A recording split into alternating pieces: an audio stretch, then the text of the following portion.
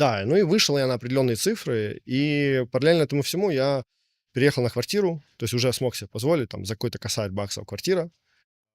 То есть я зарабатывал до этого тогда косарь полтора, ну, всаживать 90% в квартиру тупо, можно было и в общаге прожить. Через какой-то период времени я свалил с общаги. Мы эту тему, я бы не сказал, что прям сильно жестко масштабили. Количество людей, которыми этим занималось, оно увеличилось. Все те же люди с того же города, одногруппники даже некоторые подключались к этому всему. Ну, такое ехало-ехало, и я по чуть-чуть начал тусоваться, что такое Киев смотреть, со своим другом, которому я первому продал вообще все эти шмотки. А он а типа золотая молодежь выходит. И я помню, как сейчас он мне говорит: приезжай ко мне, мы поедем в клуб. Я говорю: окей, хорошо. Ну и параллельно этому всему, продавая все эти шмотки, занимаясь этим всем, выйдя на определенный там доход в 3000, 4000 долларов, ну это прям потолок, наверное, который был, я параллельно начал изучать Киев, его ночную жизнь с помощью моего друга.